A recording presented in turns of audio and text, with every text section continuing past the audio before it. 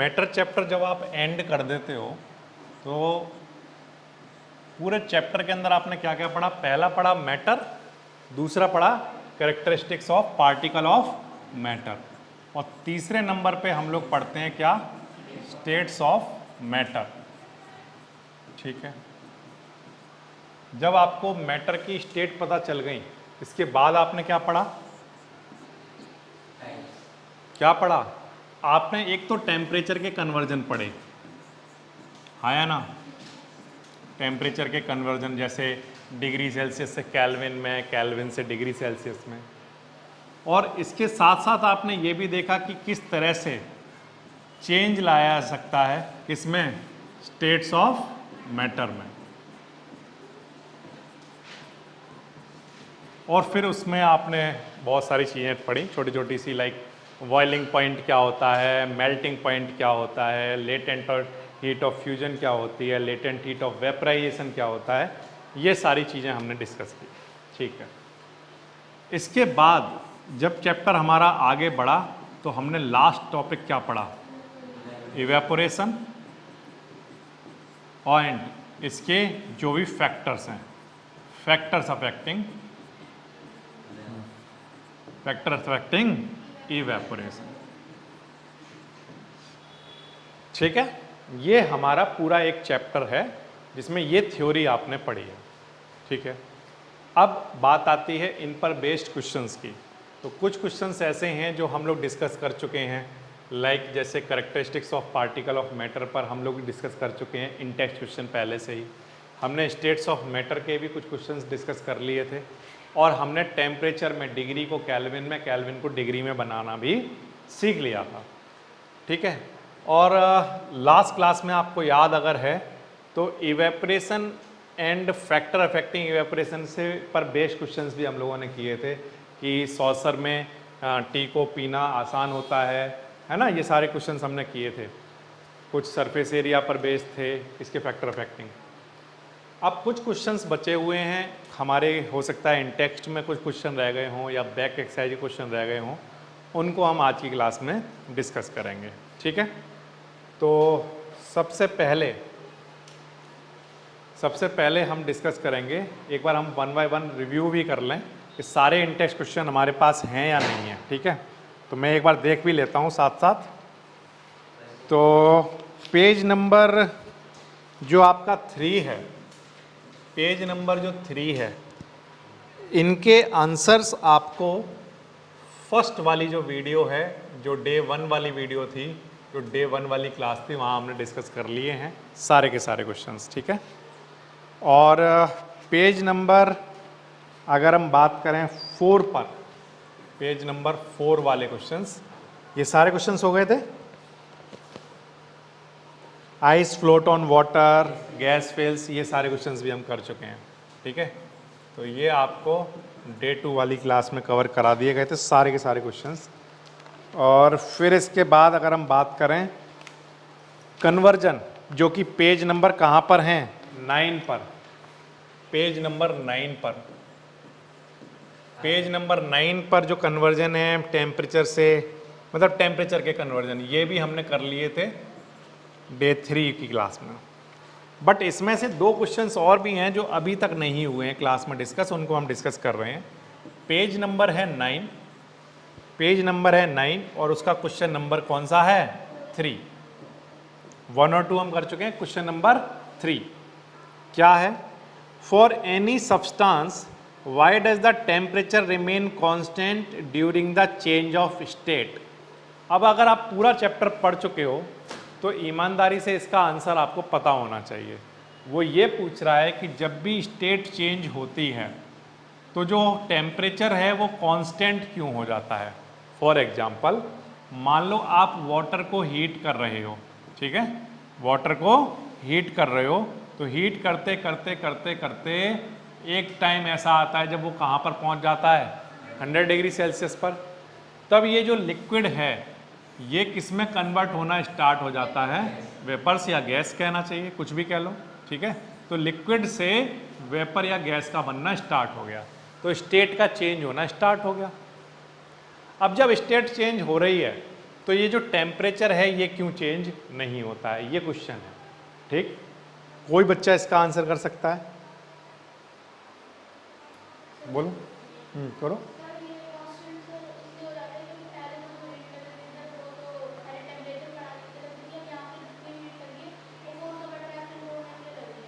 Excellent, ये excellent answer है। ये कह रहे हैं कि पहले जब आप हीट दे रहे थे तो वो टेम्परेचर को बढ़ा रहा था, किसको? टेम्परेचर को। 20 डिग्री सेल्सियस, फिर कितना हो गया 50 डिग्री सेल्सियस, फिर 70 डिग्री सेल्सियस, तो और फिर फाइनली कितना हो गया 100 डिग्री सेल्सियस। तो पहले जो हीट हम इसको दे रहे थे वो किसको बढ़ाने में काम आ रही थी? टेम्परेचर को बढ़ाने में। लेकिन अब जो हम हीट दे रहे हैं वो किस में काम आ रही है? तो आंसर है इन लिक्विड पार्टिकल के बीच का जो इंटरमॉलिक्यूलर फोर्स है उसको तोड़ने में काम आ रही है। क्योंकि जब तक वो टूटेगा नहीं तब तक ये लिक्विड क्या नहीं बनेगा? वेपर्स नहीं बन सकता। तो पहले तो ये हीट टेम्परेचर बढ़ाने में काम आ रही थी, अब यानी कि अब क्या हो रहा है? स्टेट चेंज हो रही है। पहले भी तो हम हीट बढ़ा रहे, हीट जब दे रहे थे तब पहले भी तो टेम्परेचर बढ़ रहा था, लेकिन ये लिक्विड क्या नहीं बन रहा था? यानी कि स्टेट में चेंज नहीं आ रहा था। स्टेट में चेंज नहीं आ रहा था। ठीक है, स्टेट में चेंज नहीं आ रहा है, इसका मतलब लिक्विड लिक्विड ही है। और अगर लिक्विड लिक्विड ही है इसका मतलब अभी तक क्या नहीं टूटा है? इंटरमॉलिक्यूलर फोर्स अभी तक टूटा नहीं है। और फिर जब हम हीट देते जाएंगे, जब ये 100 डिग्री सेल्सियस पर पहुंचेगा, अब ये क्या बनने लग गया? लिक्विड से वेपर। यानी कि अब क्या हो रहा है? स्टेट में चेंज आ रहा है। यानी कि अब लिक्विड लिक्विड ना रहा, अब वो क्या बनना स्टार्ट हो गया? गैस या वेपर बनना स्टार्ट हो गया। तो इसका मतलब अब बीच का क्या टूटने लग गया? Intermolecular force. तो इसलिए अब जो आप हीट दे रहे हो वो टेम्परेचर बढ़ाने के काम नहीं आएगी, वो क्या तोड़ने के काम आएगी? Intermolecular force. ये वाली बात क्लियर है? तो ये इसका आंसर है। नोट्स के अंदर मैंने पूरा डिटेल में लिख दिया है, आप वहाँ से इसका आंसर ले लेंगे। ओके, इसी पेज पर एक और क्वेश्चन है, उसको डिस्कस किया जाना चाहिए। क्वेश्चन क्या है? Suggest a method to liquefy atmospheric gases. आप किसी भी गैस को लिक्विफाई कैसे कर सकते हैं? अगर मैं ये बोलूं कि यहाँ पर एक गैस भरी हुई है, क्या भरी हुई है? गैस। और उस गैस को मैं ये कहूँ कि आप उसको लिक्विफाई कर दो, मतलब लिक्विड बना दो। गैस से क्या बना दो? गैस से लिक्विड बना दो। तो क्या करना पड़ेगा? प्रेशर लगाएंगे। क्या करना पड़ेगा? अरे एटमॉस्फेरिक प्रेशर नहीं लगाएंगे, हम अपना प्रेशर लगाएंगे, एक्सटर्नल प्रेशर। कौन सा प्रेशर लगाएंगे? अरे एटमॉस्फेरिक प्रेशर का मतलब तो एयर का प्रेशर है। तो ये तो अपने आप ही, फिर अगर एटमॉस्फेरिक प्रेशर से काम बन जाता तो ये तो सारी की सारी गैस अपने आप ही क्या बन जाती? लिक्विड बन जाती।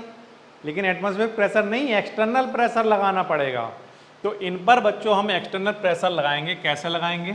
तो आंसर है एक सिलेंडर में इसको भर लेंगे। मान लो या सिलेंडर में हमने क्या भर रखी है? गैस। और ये जो सिलेंडर है इसका ये जो पिस्टन है इसको हम दबाएंगे। दबाने से क्या लगेगा? प्रेशर। अब जब प्रेशर लगाओगे, आप फोर्स लगाओगे तो ये अंदर की तरफ आएगा। अभी पहले तो ये पार्टिकल सब इधर उधर इतनी जगह में घूम रहे थे, और जब आप इस पिस्टन को अंदर लेकर आ जाओगे तब क्या होगा?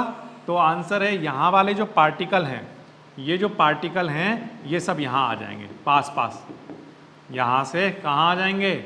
पास पास आ जाएंगे। कहीं जाएंगे थोड़ी, अंदर ही दब जाएंगे। अंदर दब सकते हैं या नहीं दबेंगे?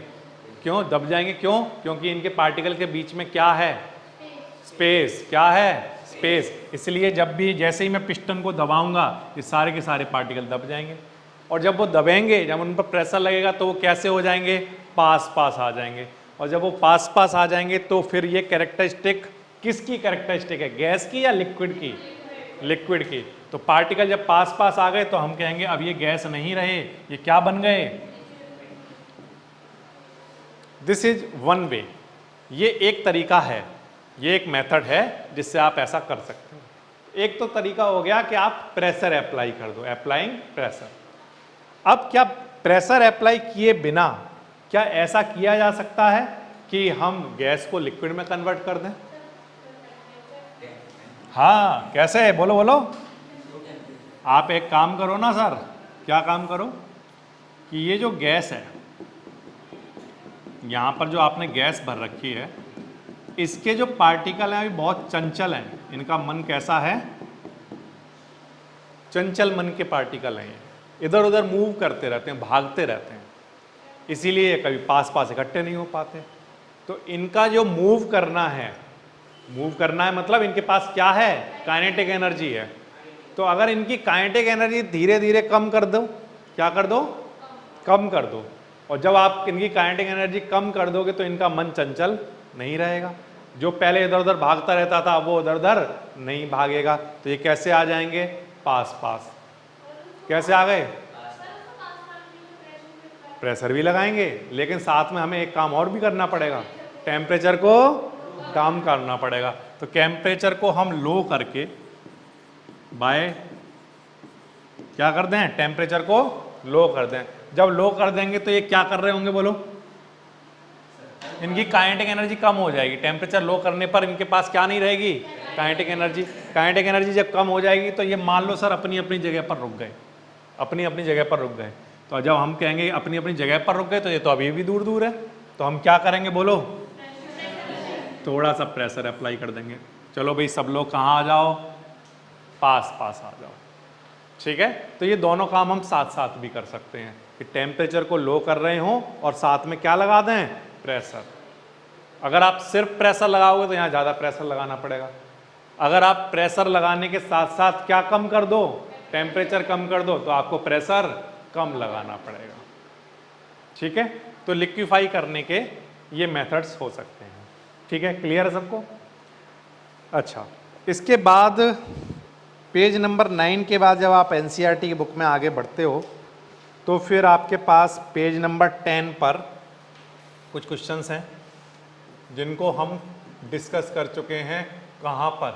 डे 3 पर जब हमने इवेपोरेशन पढ़ा था।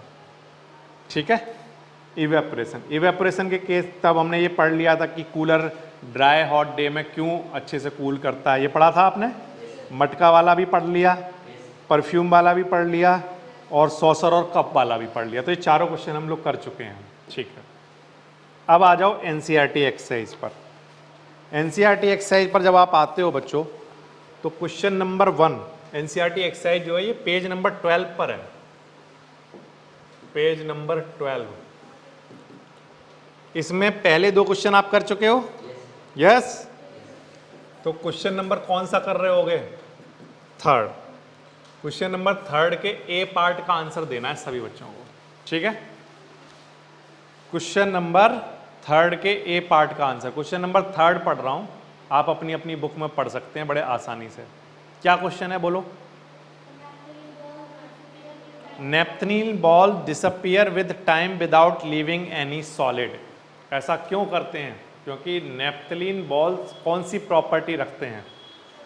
सब्लिमेशन की प्रॉपर्टी। कौन सी प्रॉपर्टी?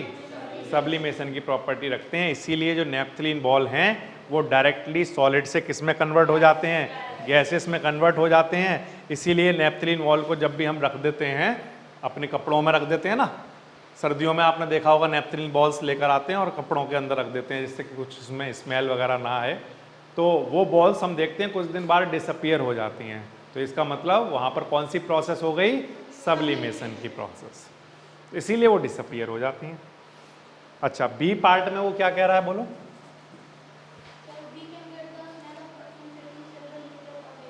परफ्यूम की स्मेल आपको बहुत दूर से आने लग जाती है।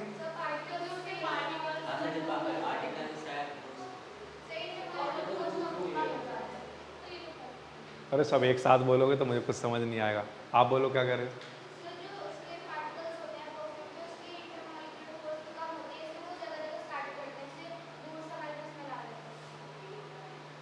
स्कैटर करके आपके पास आ जाते हैं,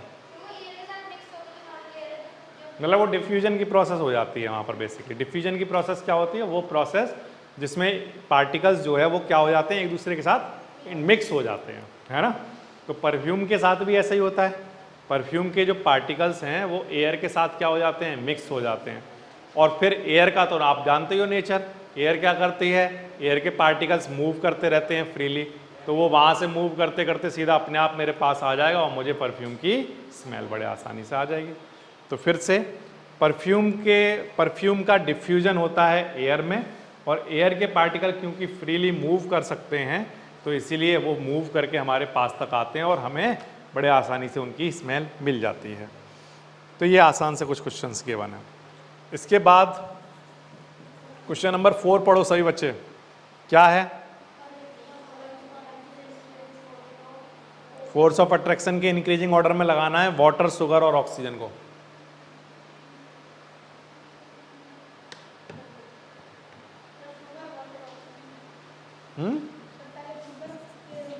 शुगर और क्या है? वाटर और क्या है? तो इसमें क्या किस में लगाना है? इंक्रीजिंग ऑर्डर में। Arrange the following substance in increasing order of force of attraction. Intermolecular force सबसे कम किस में होता है? गैसेस में। किस में? गैसेस में। तो यहां पर गैस कौन गिवन है? और लिक्विड, और ये हमारा शुगर क्या है? तो हम जानते हैं कि गैस में सबसे कम होता है, उससे ज़्यादा लिक्विड में और उससे ज़्यादा सॉलिड में। तो इसीलिए गैस का हमारा कौन है? ऑक्सीजन, और उससे ज़्यादा किस में होगा? और उससे ज़्यादा किस में होगा? शुगर। तो ये तो बहुत ही आसान सा क्वेश्चन पूछ लिया आपसे। इंटरमॉलिक्यूलर फोर्स तो पूरे चैप्टर में ये पढ़ा ही है हमने कि इंटरमॉलिक्यूलर फोर्स सबसे ज़्यादा सॉलिड में होता है, उससे कम वाटर में, या मुझे कहना चाहिए उससे कम लिक्विड में और उससे कम गैसेस में। ठीक है। अच्छा, इसके बाद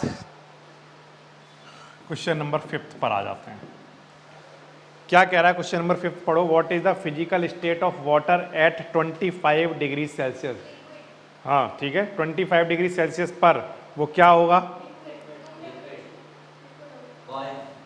अच्छा,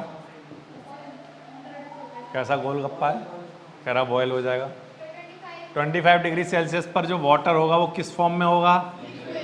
अभी वो वेपर नहीं बना है, जब आप उसे 100 डिग्री सेल्सियस पर ले जाओगे तभी तो वो वेपर बनेगा। तो अच्छा, तो इसका मतलब 25 डिग्री सेल्सियस पर ये लिक्विड फॉर्म में होगा। 0 डिग्री सेल्सियस पर ये किस फॉर्म में होगा? 0 डिग्री सेल्सियस। अरे स्टेट पूछ रहा है, सॉलिड, लिक्विड या गैस बोलो। 0 डिग्री सेल्सियस पर सॉलिड, बिल्कुल भी लिक्विड नहीं होगा वहां पे। तो फ्रीजिंग पॉइंट का मतलब ये होता है कि वो पूरा बन चुका है या बन रहा है।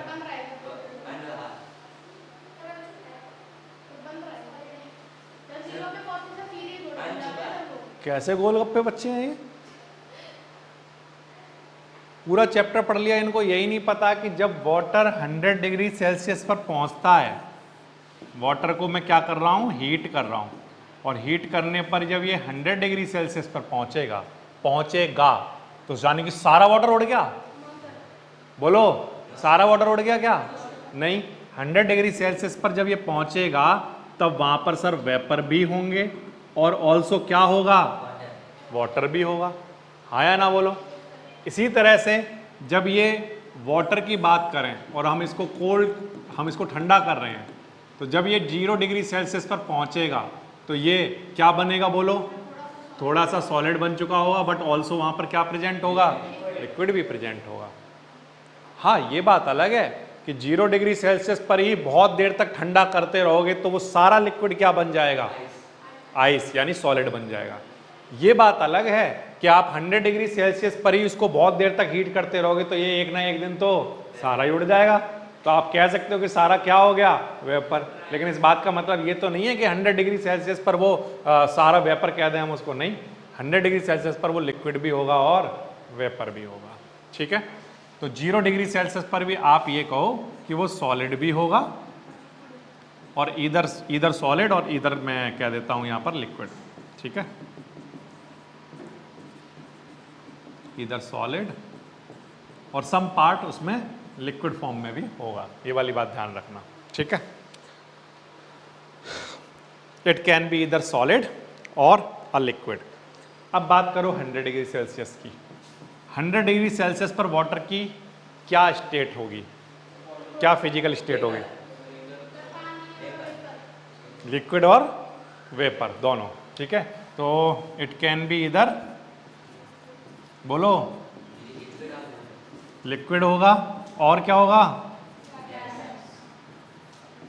ठीक है, गैस या वेपर जो भी लिखना चाहो आप, ठीक है। ये वाली बात सभी बच्चों को क्लियर है या नहीं है, हाँ या ना बोलो पहले। ये जो मैं लिख रहा हूँ, जब आपसे पूछा जाता है कि 100 डिग्री सेल्सियस पर वाटर क्या होगा, तो मुझे पता है कि आपके माइंड में सबसे पहले ही आता है क्या, वेपर। लेकिन आप ये भूल गए हो कि 100 डिग्री सेल्सियस पर जब वो पहुंचा होगा तो सारा वाटर वेपर नहीं बन चुका होगा, वो वेपर बन रहा है। तो वेपर भी है और लिक्विड भी है।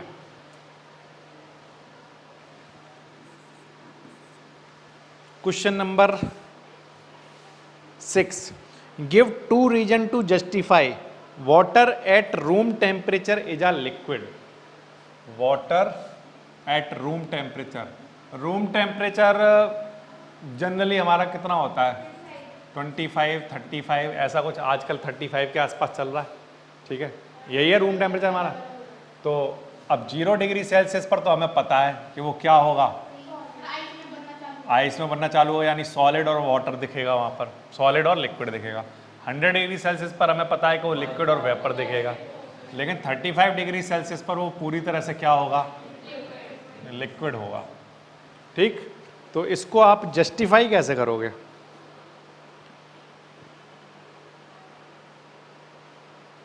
बोलो। उसने बोला water at room temperature is a liquid, इसको जस्टिफाई करो, कैसे करोगे। देखो बच्चों, मेरी बात ध्यान से सुनो। अगर आपके पास एग्जाम में कोई ऐसा क्वेश्चन आ जाता है कि why a wooden table is solid, you called a wooden table solid, why, तो आपने इसका एग्जाम्पल में, इसका जब मैंने आंसर दिया था तो क्या दिया था बताओ, कि एक वुडन टेबल सॉलिड है, तो क्यों कह रहे हैं हम उसको सॉलिड, क्योंकि वो सॉलिड की क्या रख रहा है, कैरेक्टरिस्टिक। सॉलिड की कैरेक्टरिस्टिक क्या होती हैं, सॉलिड की कैरेक्टरिस्टिक ये है कि उनकी फिक्स शेप होती है और फिक्स वॉल्यूम होता है, ठीक है। अब लिक्विड की क्या कैरेक्टरिस्टिक है, लिक्विड का क्या फिक्स होता है, वॉल्यूम, क्या फिक्स नहीं होती है, शेप फिक्स नहीं होती है। तो हमने ये कहा कि जो हमारा रूम टेम्परेचर है, उस रूम टेम्परेचर पर मैंने एक बोतल ली, मैंने अपने रूम टेम्परेचर पर एक बोतल ली और उस बोतल के अंदर मैंने एक लिक्विड को भर लिया, जैसे वाटर को भर लिया, ठीक है। अब वाटर को जब मैंने ऐसी बोतल में रखा तो ये ऐसी शेप में आ गया, उतना ही वाटर मैंने ऐसी बोतल में रख दिया तो ये ऐसा बन गया, ऐसा ही उतना ही लिक्विड जब मैंने ऐसी बोतल में रख दिया तो ये यहाँ पर आ गया। वॉल्यूम सबका सेम रखा, ये भी 1 लीटर लिया मैंने, ये भी 1 लीटर और ये भी 1 लीटर।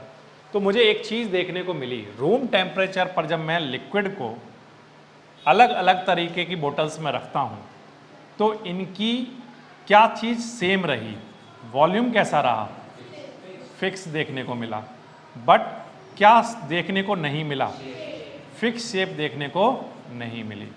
और ये वाली जो कैरेक्टरिस्टिक है, ये कैरेक्टरिस्टिक किसकी होती है, लिक्विड की। इसीलिए मैं ये कह रहा हूं कि जो वाटर है वो रूम टेम्परेचर पर क्या होता है, लिक्विड। तो सर आपको रूम टेम्परेचर पर ही मिल रही है ये बातें, 100 डिग्री सेल्सियस पर नहीं मिल रही हैं, तो आंसर है नो। क्यों, क्योंकि जब ये 100 डिग्री सेल्सियस पर होगा वाटर, तब उस केस में बच्चों क्या हो रहा होगा कि इसका क्या, देखो वॉल्यूम तो इसका फिक्स नहीं होगा, यहाँ पर देखो शेप तो फिक्स है ही नहीं, लेकिन ऑल्सो क्या फिक्स नहीं रहेगा, क्योंकि वो वेपर भी तो बन रहे हैं, तो यहाँ से वॉल्यूम बाहर जा रहा है, यहाँ भी वॉल्यूम बाहर जा रहा है, यहाँ भी वॉल्यूम बाहर जा रहा होगा 100 डिग्री सेल्सियस पर। तो ना तो वॉल्यूम फिक्स है और ना शेप फिक्स है, हाँ या ना। तो हम क्या कहेंगे कि ये तो गैस की कैरेक्टरिस्टिक है, ठीक। तो 100 डिग्री सेल्सियस पर तो हम कह नहीं सकते कि वो लिक्विड है, या कोई एक स्टेट ऑफ मैटर का नाम तो ले नहीं पाएंगे, 0 डिग्री सेल्सियस पर भी नहीं ले पाएंगे, लेकिन रूम टेम्परेचर पर ये वाली दोनों कैरेक्टरिस्टिक को फॉलो करेगा। इसलिए हम कह सकते हैं कि वाटर क्या रहा होगा, हर हाल में लिक्विड रहा होगा, ठीक है। इसी तरह से वो पूछ रहा है an iron Elmira is a solid at room temperature. Iron Elmira room temperature पर सॉलिड क्यों है, अरे बिल्कुल सिंपल सी बात है, ये जो आयरन एल्मिरा है इसको मैं यहाँ रख कर गया, 1 घंटे बाद आया ये वहीं पर मिली, और इसकी शेप भी वैसी ही मिली, और जितना वॉल्यूम ये ले रही थी उतना ही वॉल्यूम ले रखा है इसने। मैं अगले दिन आया तब भी ये उतनी ही मिली, इसकी शेप भी वही मिली और वॉल्यूम भी अभी भी उतना ही ले रही है जितना पहले ले रही थी।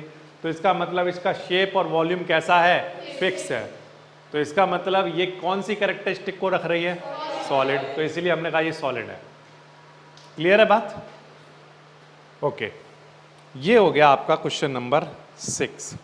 इसके बाद नेक्स्ट क्या क्वेश्चन है? Why is ice at 273 Kelvin more effective in cooling than water at the same temperature? 273 kelvin पर आइस जो है ज़्यादा इफेक्टिव कूलिंग देती है इन कंपैरिजन टू वाटर। देखो, अगर मान लो आप लिक्विड को कन्वर्ट करना चाहते हो, किस में? सॉलिड में। सॉलिड में कन्वर्ट करना चाहते हो तो आप टेम्परेचर बढ़ाओगे कि कम करोगे? कम करेंगे, आया ना, तभी तो पार्टिकल पास पास आएंगे। तो मैं सिर्फ एग्जांपल के लिए लिख रहा हूं कि इसका टेम्परेचर है 5 डिग्री सेल्सियस, और अगर आप इसे लिक्विड बनाना चाहते हो तो इस टेम्परेचर को कम करना पड़ेगा। जैसे एग्जांपल के लिए कहता हूं 0 डिग्री सेल्सियस, है ना। लिक्विड को 0 डिग्री सेल्सियस पर लेकर आओगे तो ये क्या बनना स्टार्ट हो जाएगा? सॉलिड बनना स्टार्ट हो जाएगा। तो इसका टेम्परेचर कम है, इसका टेम्परेचर ज़्यादा है। टेम्परेचर ज़्यादा है इसका मतलब इसके पास क्या ज़्यादा है और इसके पास क्या कम है? इसकी हीट एनर्जी कम है और इसकी हीट एनर्जी। अब जहाँ पर हीट कम होगी वहाँ पर कूल लगेगा, या जहाँ ज़्यादा हीट होगी वहाँ कूल लगेगा? जहाँ हीट कम होगी। तो हीट कम कहाँ पर होगी? सॉलिड। अभी थोड़ी देर के लिए इसको आइस कह रहा हूँ। तो आइस की कूलिंग ज़्यादा होगी इन कंपैरिजन टू लिक्विड यानी वाटर। तो आइस ज़्यादा ठंडी होती है 0 डिग्री सेल्सियस पर इन कंपैरिजन टू वाटर। क्यों? तो आंसर है 0 डिग्री सेल्सियस पर आइस के पास हीट एनर्जी कम होती है, जबकि लिक्विड के पास हीट एनर्जी ज़्यादा होती है। बोलो बोलो। What produce more serve once boiling water और स्ट्रीम? कौन ज़्यादा बर्निंग इफेक्ट दिखाएगा, वाटर या स्ट्रीम? क्यों?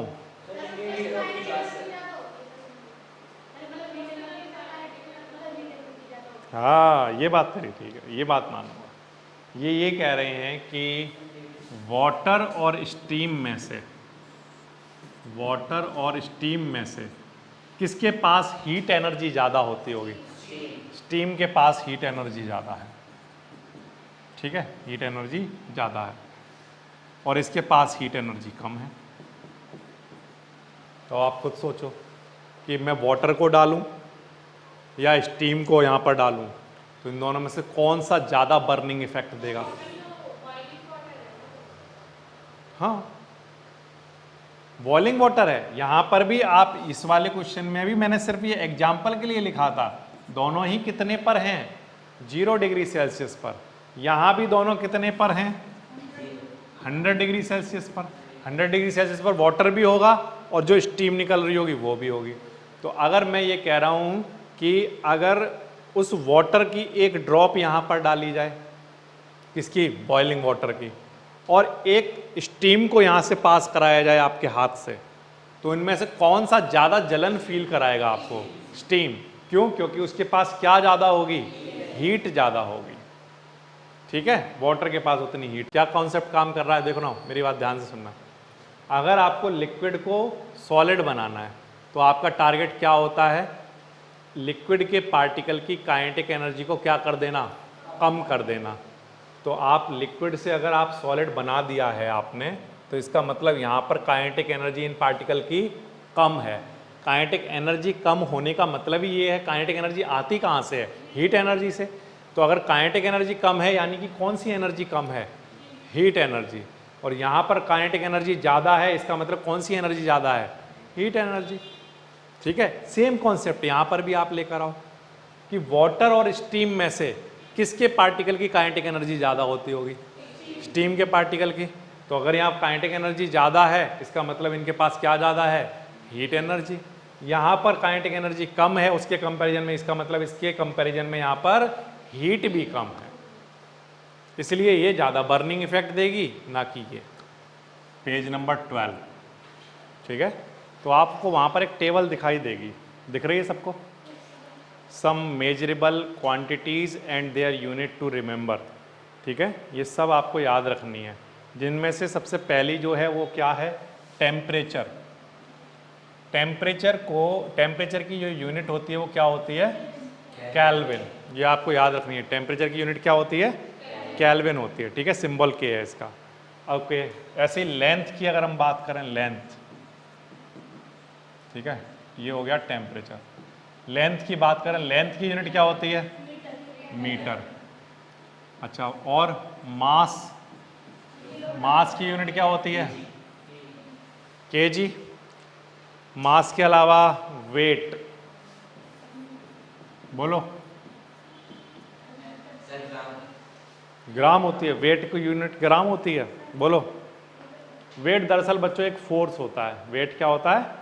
फोर्स। और फोर्स की यूनिट क्या होती है? न्यूटन। तो इसलिए आप वेट की यूनिट भी यहाँ पर न्यूटन लिखोगे, ठीक है। दरअसल वेट किलोग्राम फोर्स होता है, तो आप इसको न्यूटन लिख सकते हो, फोर्स की यूनिट। वॉल्यूम की यूनिट क्या होती है? बोलो। मीटर क्यूब, ठीक है।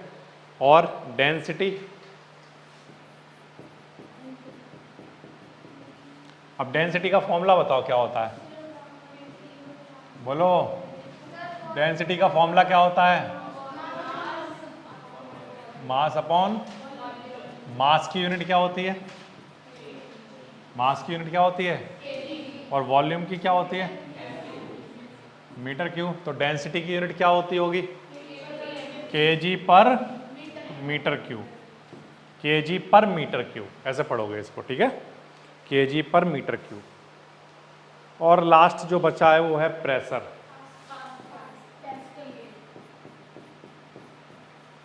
ठीक है, पास्कल, ठीक है। या इसको न्यूटन पर मीटर लिखना चाहो, newton per metre square, that is okay. Newton per metre square 20 की यूनिट होती है, और न्यूटन पर मीटर स्क्वायर को ही पास्कल कहते हैं, ठीक है। तो ये कुछ यूनिट हैं जो सभी बच्चों को याद रखनी है, जो काम आएंगी आगे जाके केमिस्ट्री के अंदर भी और ऑल्सो फिजिक्स के अंदर भी।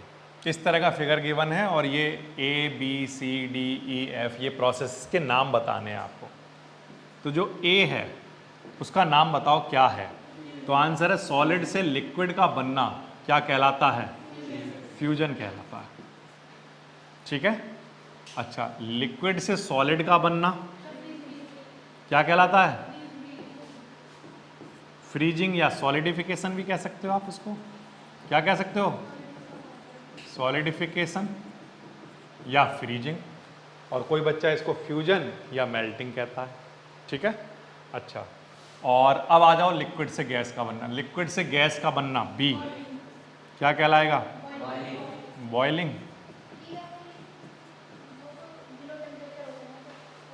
बॉइलिंग होगा, ठीक है। क्या होगा? बॉइलिंग हो गया। या वेपराइजेशन कहो तो ठीक है, इवेपोराइजेशन नहीं, क्या कहो? वेपराइजेशन, ठीक है। अच्छा, और C का क्या नाम होगा? कंडेंसेशन। गैस से लिक्विड का बनना क्या होगा? कंडेंसेशन, ठीक है। ये सारे हो गए। फ्यूजन हो गया, सॉलिडिफिकेशन हो गया, बॉइलिंग कह लो या इसको वेपराइजेशन कह लो, वो एक ही बातें हैं, ठीक है। अच्छा, और क्या बच गया? ई को बताओ क्या कहोगे? सब्लिमेशन। सॉलिड से डायरेक्टली गैस का बनना क्या कहलाता है? सब्लिमेशन। और गैस से सॉलिड का बनना क्या कहलाता है? गैस से, अरे सॉलिड से गैस बने या गैस से सॉलिड बने, दोनों ही केस में ये प्रोसेस कौन सी प्रोसेस है? सब्लिमेशन। तो ई और एफ दोनों का नाम क्या होगा? सब्लिमेशन, ठीक है। ये प्रोसेस के नाम का एक क्वेश्चन बनाया गया है, और ये क्वेश्चन नंबर है 9 NCERT बैक एक्सरसाइज का, ठीक है। इस तरह से आप इसको कर सकते हो। तो इसमें कुछ समझाने वाला नहीं है, जब समझाने वाले जो क्लासेस थी उनमें ये पूरी प्रोसेस आपको बताई हुई है कैसे करते हैं इनको। इस तरह से आप ये एनसीईआरटी का बैक एक्सरसाइज कवर कर सकते हो और यहाँ पर ये आपका चैप्टर एंड हो जाता है। कोई भी सपना साकार करने के लिए सबसे जरूरी है सही कोच का होना। चुनिए जीएस क्लासेस को और करें अपने बोर्ड एंड जेईई का सपना साकार। Download the app now.